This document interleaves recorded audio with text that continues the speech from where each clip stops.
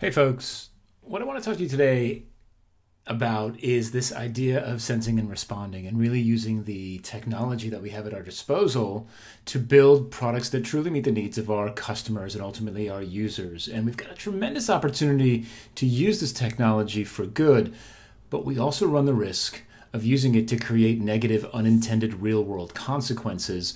And that's really where the second half of this talk is going to focus on. Now, when I started my career, this is what software looked like. It came in a box. You went to a store and you bought a box of software and brought it home and installed it. And in those times, learning loops were long. It took a long time to understand whether you actually built something of value.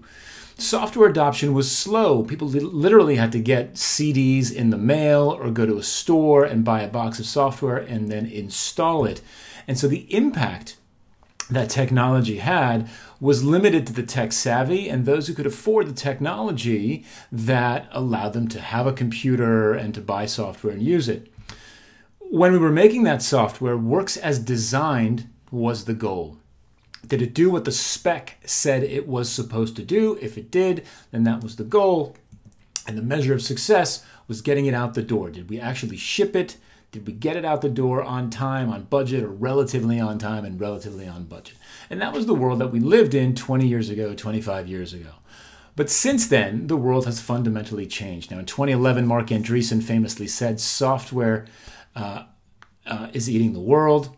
Today, software has eaten the world. It's in everything. There's technology, there's code in literally everything. There's obviously technology in our phones. There is software in our coffee makers. And folks are connecting literally everything they can to the internet and adding software into it. In fact, somebody tried to add technology and build the Smalt, the world's first connected salt shaker in this particular case. Now look, we're going to try and experiment and learn what works and what doesn't.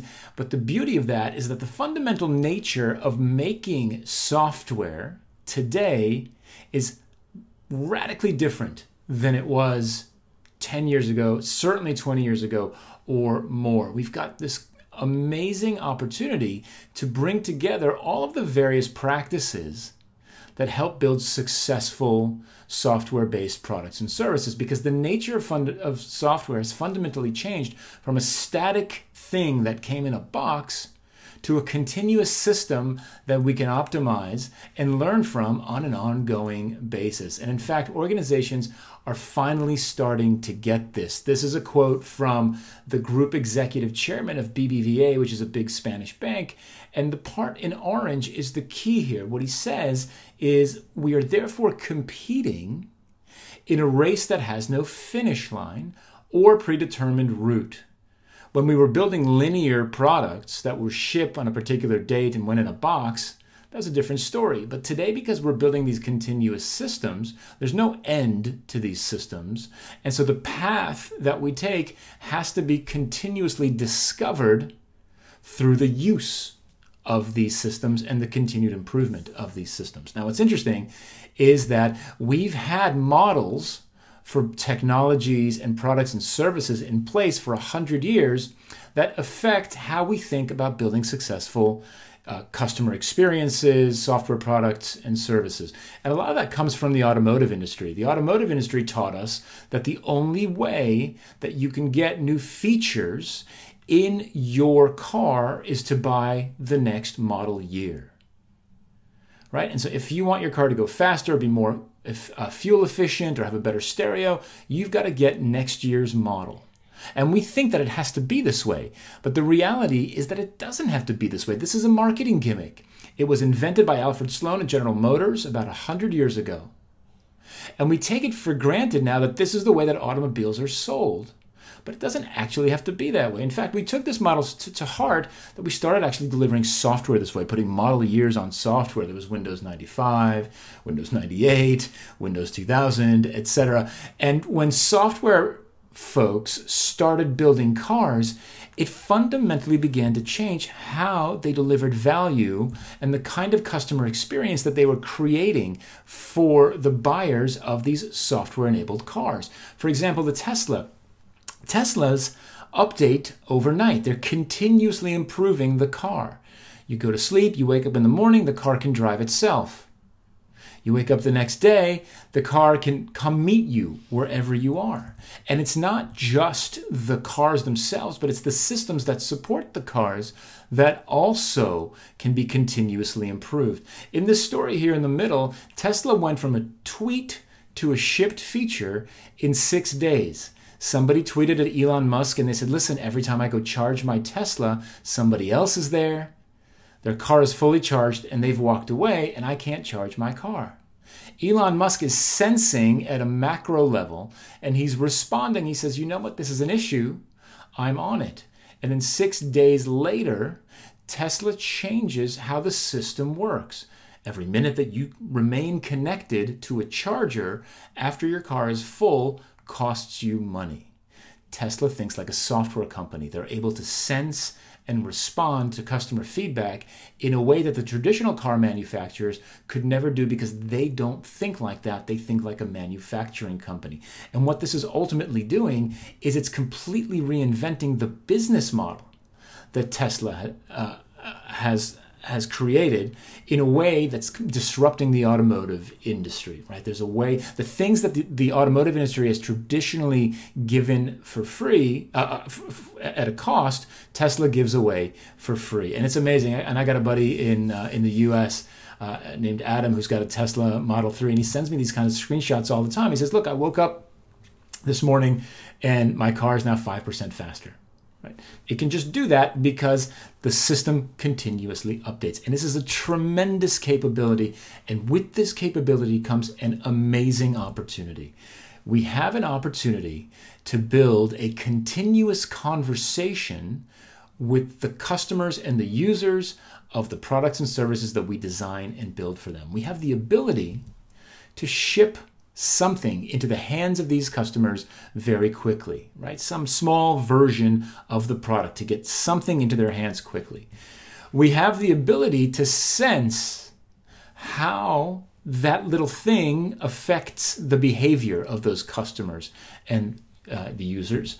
And then ultimately we have the responsibility to respond to what we're learning, to answer the question, what are we going to do about it? And this is our feedback loop today. And the goal for this feedback loop is to get through it as quickly as possible. Because every time that you get through this feedback loop, you learn something. And the faster that you get through it, the less you've invested in the idea. The less you invest in the idea, the easier it is to be wrong. It just simply hurts less if you spend 6 days on something and find out that you're wrong than if you had spent 6 months on it and then found out that you were wrong. And so our goal is to build the kind of team, the kind of culture, the kind of feedback loop that takes advantage of the modern nature of software and allows us to learn as quickly as possible. Now you'll see on the screen that the diagram has 2 different colors, right? And that's not by mistake, that's by design. Shipping continuously small bits of value to customers is a matter of organizational will and investment. Your company has to want to do this, and they have to invest in the systems that allow us to do this. Sensing is the same thing. Your organization has to want to learn what customers and users are doing with the products that you're shipping. And so we have to invest in analytics, in reporting, in research, in qualitative research, in talking to customers, etc. Responding is a different story. Responding is a cultural shift. No amount of money that you throw at the problem is going to make it safe for your teams to come back and say, listen, we designed this great experience and it didn't work. And so we're going to try something else, right? We've got to build the culture that allows shipping, sensing, and responding to happen quickly and safely. And again, the faster that we can build these loops, the less it hurts the team and the organization to be wrong about ideas that we've designed and built that don't actually meet customer needs. And so what this does is it moves us fundamentally away from this concept of being a software factory. There's still this sense, this manufacturing sense, that the more software we make, the better we're doing as an organization. We've got to throw that away. We've got to move away from this model of thinking of ourselves as a software factory, because the reality is that more code does not necessarily equal more value to the customer nor to the business. right? The only thing that you're guaranteed to have when you ship more code is more code and potentially some more technical debt. That's the only thing you're guaranteed to have. And so ultimately, we've got to change the measure of success for our organizations if we're going to build this sense and respond way of working, this very customer-centric way of working. Because again, just because you can build it, just because we can get these features out quickly, doesn't mean we're going to build a great product. We might just build a bloated product with a bunch of features that nobody wants and that nobody can actually use. And so instead of thinking of our success as code or features or output, we want to shift our thinking towards outcomes, measurable changes in user behavior. That's how we know that we've actually delivered value. When we see customers be more successful and change their behavior in a way that indicates that they've been more successful, that's when we know we've designed something of value, we've shipped it, and that it actually meets a real need for those customers. And that's how we know that we're done. Because today, since we're building systems, shipping the product or even earlier versions of the product is the beginning of the conversation with our customers. And our goal is to keep that conversation continuous so that we are always optimizing to improve the behavior of our customers.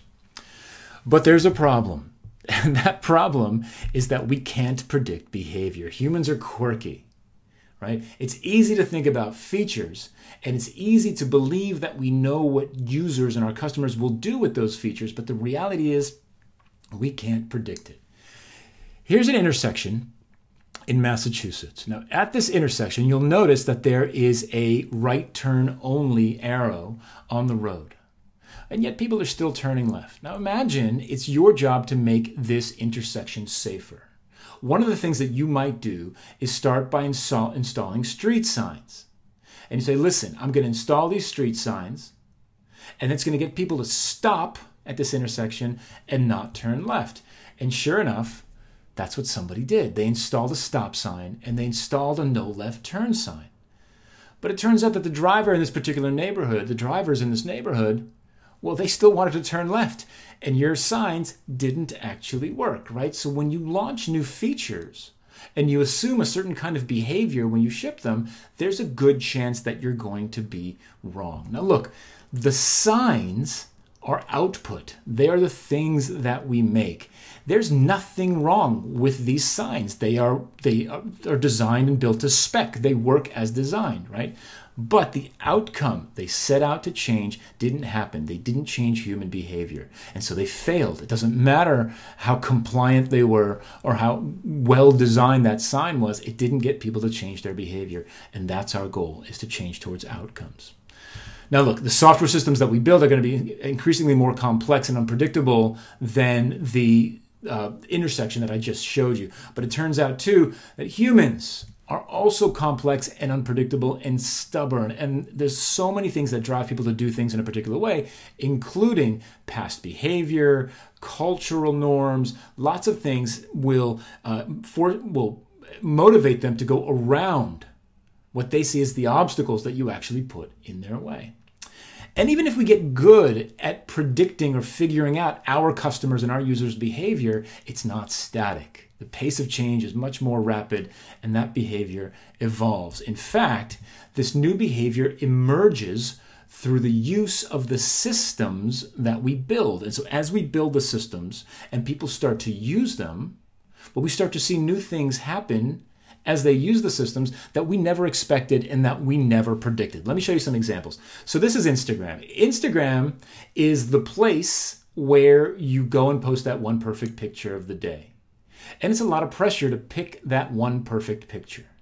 It's a lot of pressure for me when I use it. It's a lot more pressure, it turns out, for teenage girls. For example, a girl will go to the beach. Someone will snap this photo of her. She will crop out this perfect part of her in the middle there, and shirtless dad over there on the side, well, he's not going to make the cut, right? He's not getting cut into the picture that gets posted on Instagram. Now, that's a lot of pressure. And so it turns out that teenage girls began to behave differently and unpredictably in the system to alleviate the pressure of posting that one perfect picture every day. And Instagram never predicted this behavior. They never predicted the behavior of creating Finstas. Finstas are fake Instagram accounts, private closed groups, primarily created by teenage girls, where they can do stuff like this. They can take a silly picture, they can write on it, and they don't have to worry about posting that one perfect picture of the day. And that really helps them alleviate that stress. Instagram never saw that behavior in their models, but they watched it emerge through the use of their system. They watched it emerge outside of their system with Snapchat, right? The rise of stories that disappear every 24 hours. They brought that in-house with Instagram stories, arguably one of their most successful features to date, right? And they continue to optimize that feature set to take care of the behaviors that people are always looking for, which is things like, hey, I don't want to show my stories to everybody. I want to show them to a finite group of folks. And they continue to optimize the system based on the behavior, seeing the success now of TikTok outside, bringing that inside with Instagram Reels. Instagram is never done. It's an ongoing system. And they're always looking for those behavior changes that allow them to improve and make it more successful for their users. Now, there's another problem here, is that we can't predict the future. And it's the businesses that work with that ship, sense, and respond mentality, with that agility that allows them to pivot quickly to ensure that they survive any event, whether it's a market shift, a geopolitical shift, a pandemic, whatever it is. And we're seeing this with teams that have shifted their business. So we've seen distilleries, particularly in the United States, shift from making alcohol to making hand sanitizer gel, because they can do that, right? They can shift on the dime, and they think like an agile organization in that case. And there are organizations that don't use this mentality, that believe that the only way to deliver their service is this one unique way, and they can't pivot. Right? They're not shipping, sensing, and responding. They're just delivering a service the way it always has been delivered, and it can't react to the variables that are happening in the world. And even if we think we know what we're doing and we've been successful in the past, this idea that we can just put a set of features out there and hope that they work because we've been successful and we've got a big name, we've got a big marketing budget, doesn't always work. Now, this is Quibi, a short-form film site launched by a bunch of movie executives, and guess what? It's not really working out for them at the moment, even though they decided to spend a whole bunch of money on this. And so we've got this ability to learn continuously and to make our users more successful. And that's a tremendous capability that all of our organizations can take advantage of. But here's the thing to really watch out for, is that sometimes what seems trivial that we add to the system, that we add to the product, ends up creating unintended consequences. Behaviors emerging through the use of the system that we did not predict. And sometimes those behaviors aren't always positive, and we've got to keep an eye on that. And so as we head down the path of measuring outcomes and optimizing for those metrics, we have to continuously consider the real-world implications of the changes that we're making. Because blindly optimizing for those metrics without considering the impact that it's having on customers, both positive and negative, is at best risky, and at worst, it's criminal. And I'm going to show you some examples of that to give you a sense of how organizations are optimizing for outcomes, but there are these negative real-world consequences that are coming up that they never saw, and now they're not really sure what to do with. So let's get started. So in the name of engagement, for example, lots and lots of organizations would like engagement, right?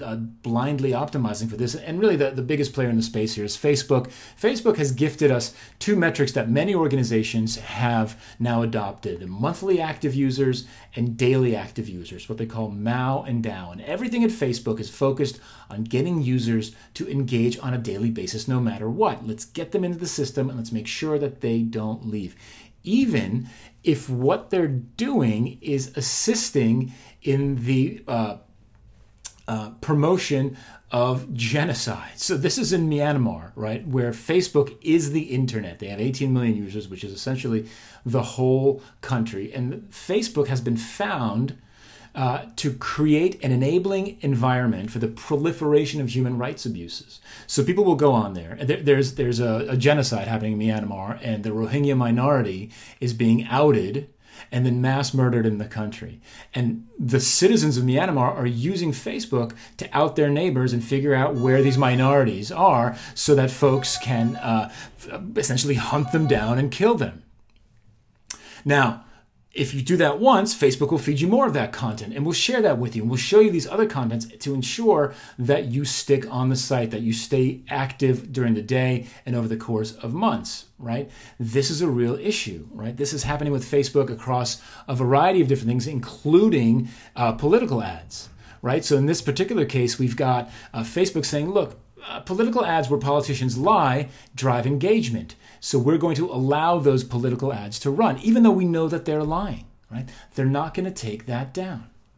YouTube is another one that optimizes for engagement. Time on site, number of videos viewed, number of minutes watching videos. And once you watch one thing, they start to feed you playlists of 50 more of the same and the same and the same. And what YouTube is doing is it's playing a crucial role in the radicalization of young white men as they go down a never-ending rat hole of videos about white supremacy and terrorism and whatever it is, right? Because YouTube isn't paying attention to what folks are watching or what the content is. They're just optimizing for that daily engagement. Right? We have to pay attention to that. In the name of sales, outcomes can cause relationship stress. One of the things that organizations try to do is optimize their sales flow and predict what customers need to buy. Target is particularly good at this. Target created the kind of system that allows them to measure what people buy, where they buy it, whether it's online or in the store, and then using that data, they can determine whether or not a woman is pregnant, for example. And if they determine that she is, they start to send pregnancy advertisements and discounts and coupons to that. Well, in this particular case, Target used the user experience that they'd created online and in the store to determine that a teenage girl who was still in high school was pregnant. And they started sending advertisements to her home and to her laptop, except she hadn't told her parents that she was pregnant yet. Target ended up telling her parents that she was pregnant, which caused a lot of stress there for them. Look, somebody created that experience and somebody created that code and didn't think about some of that emergent behavior that has those negative real-world consequences. In the name of efficiency, right, our awesome user experiences can be used to discriminate, right? Amazon gets a lot of resumes every day. So they built an AI algorithm to help them sort through all the resumes that come in. Well, those algorithms have the biases and the prejudices of the coders of that experience. And it turns out that the algorithm that was written penalized resumes that included the word women's, like women's chess club captain, and it downgraded applicants who went to all women's colleges. Right? Now, Amazon has since edited that and changed that, but the point is that in the name of efficiency, of making our recruiters more efficient, which is an outcome, right? It's a measure of success. Well, we started to actually discriminate against job candidates and move them out of the way, right? In the name of convenience, we can use our technology to actually hurt people. We build a lot of these great experiences with smart home technology, right? Turn on my lights, turn on the alarm, the air conditioning, etc. Lock my doors, all from the convenience of my phone. That's terrific when it works, but there's emergent behavior there where couples who have broken up are now using those home automation systems essentially to terrorize each other. Right? Did the designers of these systems consider these negative real-world implications? And when they were optimizing for outcomes, how did they consider that usage? Was that good usage? Did that count towards the usage of the product, the adoption metrics that they were looking for? You have to ask those tough questions. And then finally, look, in the name of news, right, of reading the news and watching the news, it can really elevate the worst in all of us. And that's something to consider as we continue to work for our organizations and to build these products. And the question that I'm asking you to consider is, as we leverage this ability to ship, sense, and respond, to learn continuously, to provide value in an ongoing way, you have to start asking yourself, am I solving user needs or am I exploiting user needs? Because both of these things will make you money. And so you have to decide which business you want to be in. Now look, the reality here, as Alan Powell put it in Wired, is that this is a leadership issue, right? Many of the leaders that work for these social media companies, and maybe for your company as well, are incentivized to drive that reach and that engagement, and those pesky negative real-world consequences, well, they just get in the way of that. And so as the makers and the designers and the developers of digital products and services, I want you to keep an eye on a couple of things. Okay, as we think about changing the way that we work towards an outcome-based way of working, towards a customer-centric way of working. One of the things I hear all the time is, I trust my product manager. That's great. You should trust but verify, right? You have to engage with the product manager to understand why we're building something, how it fits into the product strategy, how we're going to make money off of that. And if you don't know the answers to those questions, ask your product manager. And if they don't know, have them find out or go with them. I hear this one a lot too. I just want to write code, right? I don't want to think about all this customer stuff and this outcome stuff, right?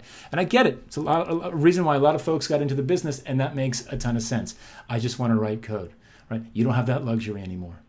You just don't, right? The impact that we have with technology, the reach, is so much greater than it was when I started my career 20 years ago, that it's not just the tech savvy who get impacted, it's almost everybody. And so we don't have the luxury to just heads down write code. We have to make sure that we are treating our customers as human beings and with respect. Because ultimately, as my friend Kenneth said in his book, Future Ethics, the new technologies that we build bear the ethical fingerprints of their creators. That's you and that's me, not of wider society. And we have to make sure that they actually fit the kind of business that we want to be in. And you really have to ask yourself, right, what will your code, your designs, your products, and your services be used to do, right? You have to take an interest in the strategic implications and uses of the products and the services that you design and build. Because if they have those pesky negative real-world consequences, guess what? It's you who's going to pay the price. This is James Liang. He's a software engineer who helped write the code at Volkswagen that cheated the diesel emissions scanners. What did he think others were going to do with the systems that he was building? Did he think that that was going to be used for good? Well, he's in jail. He got 4 years in prison. The CEO of Volkswagen? Nope, not in jail. Right? What will your systems, your products, and your services be used to do? And to be very clear, right, quitting is a great place to start, but let's do it before we start to build these experiences, not after the fact. To wrap this up, a couple of thoughts here. My friend Kim Goodwin puts this very, very well. She says, look, as we think about building customer-centric ship, sense, and respond organizations and creating these great user experiences, we should be goal-driven and values-guided and measure both. Goals are the metrics and the outcomes that we're targeting. Values are the things we're not willing to sacrifice to get there. And we should articulate both of those things and be very clear about when we're crossing those lines. We should be raising our hands if we see those lines being crossed. So the question is, what can you do? Right? And there's a lot that you can do. Number one, understand your business model. How does your company make money? Is super important. There are a lot of folks who don't know that. Understand how you monetize the data that your organization collects. Take an interest in your customers. What are they trying to do? Are they successful? What's getting in their way? What are some emergent behaviors that you're seeing in the system? Use the software that you're building to learn that. Measure the impact of your work. Excuse me. As a team, discuss the dangerous edge cases and make sure that you're dealing with those. And then lastly, refuse the work that harms people. You can do that, you can walk out. To wrap this up, Jurassic Park always has a good quote for everything, right? We have an unprecedented opportunity and capability to figure out if we should be working on something. Not simply that we can work on it, let's make sure that we should be doing that very, very quickly. And with that, I want to say thank you very much. If you have any questions, I would love to hear from you, and I hope you enjoyed the talk.